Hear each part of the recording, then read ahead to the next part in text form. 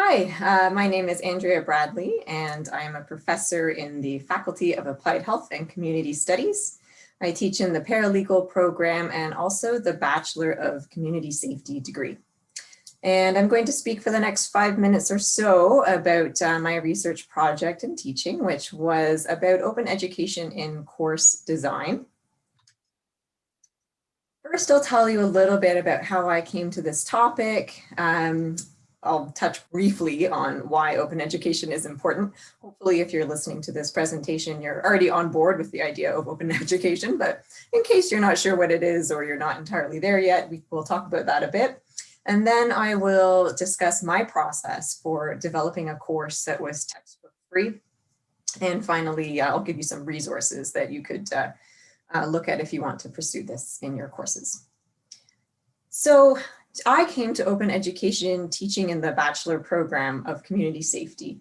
And this is a ZCRED degree program, which means that it's a zero textbook cost degree program. I had some experience in developing courses that were textbook free in another institution, but coming into Sheridan three years ago as a full-time professor. I don't know how long it was now. The pandemic has completely thrown my sense of time.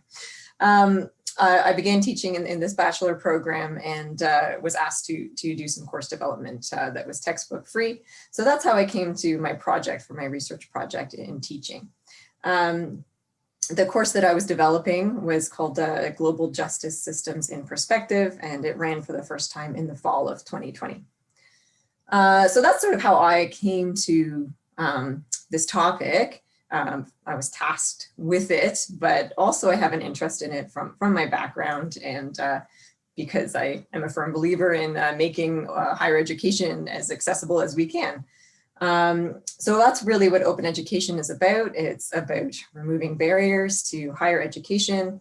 It's about ensuring that students don't have to choose between paying a bill or paying their rent and getting their textbooks for the semester.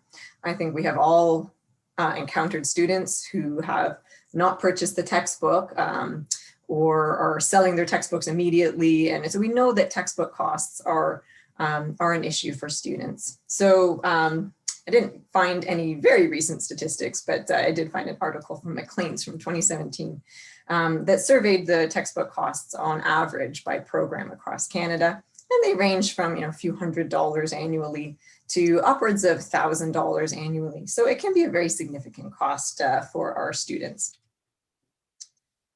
So in terms of how you design a course that is textbook free, that is open, my starting point was to consult some of the leading textbooks in the area. And I actually came to my topic without a lot of background in it. I am a lawyer, so I am somewhat of an expert in Canadian law, but I'm not an expert in legal systems all around the world. So I had to do a fair amount of research as I was developing the course. So I consulted some of the leading textbooks on comparative law for my course to generate some ideas for course design. I also consulted course outlines from other institutions to see how they had built their courses. Just because you're not using a textbook for your course doesn't mean you can't look at them for ideas as to how to lay out your course. So after I created the weekly topical for my course, then I went about finding resources for each week. If you have some good textbooks that you're working from, then you can use them to see the resources that the textbook authors looked at in designing their textbook. I'm going to talk on the next slide about some free textbooks that you might be able to find, but in my particular instance, there were no free textbooks, so I had to build the course resources on my own. Note that you can use one chapter of a textbook and not violate copyright laws, so you can post up to one chapter of a textbook. So once you're working on building your weekly resources, one thing to consider is really providing fulsome material for your students.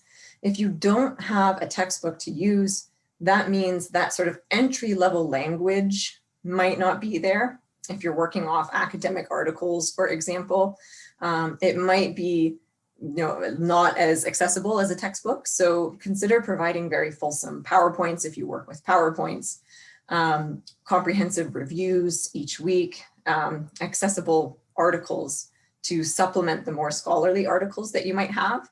So maybe looking at sources, from popular media and that kind of thing. The other thing to consider is how you can build open education into your assessment. So how can your students start to contribute to what is available for free online? So some things to consider: you could use as an assessment having your students write or edit a Wikipedia page, or review some other form of free online information, creating a YouTube video, so an educational YouTube video on a topic. You could generate a class website or a blog where students contribute articles on the topics that they're working on. The other thing to consider is, modeling what you want students to produce. So in my case, because I wasn't an expert in comparative law, a lawyer, but not an expert in every legal system out there, I had to do a fair amount of research myself. So I tried to model in my weekly lectures the depth of research that students would ultimately need to do for their final project. So for their final project, they were producing a country report, a report on a particular country's legal system and the legal issues that country was facing. So when I presented in several weeks of the course my own country report on certain countries that sort of modeled typical legal systems. Anyway, so I tried to show students what I expected of them through my own work. So those are just some thoughts on course design. Now, I mentioned that in my particular area, there was not a textbook available. So law is one of those fields where textbooks are pretty expensive and also very specific to the jurisdiction. So it was unlikely that I was going to find a free textbook that covered multiple legal systems around the world. And I didn't. So depending on your field, you might be able to find a textbook that is existing and that is free for you to use. Many of these textbooks you can even modify for your own uses as well. So this is just a list of some of the resources you might consult. BC has a good website, one that's better than eCampus Ontario. I think eCampus Ontario is building, but the BC Open Textbook Collection is, last time I checked, more comprehensive. There are, as you might expect, more resources in the US than in Canada. So this is from the University of, I want to say Minneapolis, the Open Textbook Library, that's a big one. OpenStax, another big one. Coursera is something you're probably familiar with. Institutions around the world are generating courses for Coursera that you can take for free. And I mention this just because it's another place you might go to look for ideas when you're building your course. You can't direct students there to watch the lectures or anything, but if you find an open education course that's in your area, you might consider taking that course yourself to get some ideas for how you might structure your course and some resources you might draw on. And of course, the Sheridan Library, a resource list wouldn't be complete without noting that the Sheridan Library has many e-textbooks, and the librarians are there to support you with your copyright issues and ensuring that you're building your course reading list and integrating it into your Slate site in a way that is going to carry over year to year and that's accessible for students and so on. So use your librarians. So that's all I had to say. The one thing I'll do is maybe just show you some of the resources that I used on my course website. So I'll take you to my Slate.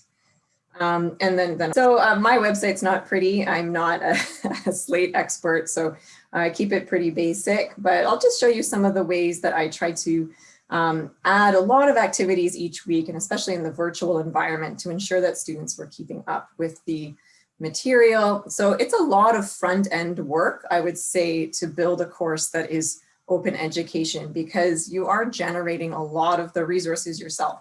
Unless you're lucky to be in a field where there is an existing free textbook, it can be some front-end work for you. So I made use of the H5P. I always say HP5, I think, and that's the wrong one. Tool through Sheridan, and just made lots of resources that students could explore on their own to supplement any academic articles that I was giving them. So this is a timeline I created on Canada's prostitution laws, which was a topic in one of our weeks. And each week I gave them also review quizzes just to make sure that they were doing the readings and staying on top. So not graded review quizzes, but every week I had some activities where they could just make sure that they were getting the right things from the readings. Because I was pulling my readings from scholarly articles, sometimes from news articles, from various places. Sometimes I had a chapter from a text posted. So that's a little bit about my website, and I'll just bring you back to the wrap-up page here. So if you do have any questions or thoughts on open education, or want to follow up on any of the resources that I suggested, feel free to email me. So my email is andrea.bradley@sheridancollege.ca. And again, I am in the Faculty of Applied Health and Community Studies. Thanks so much for your time.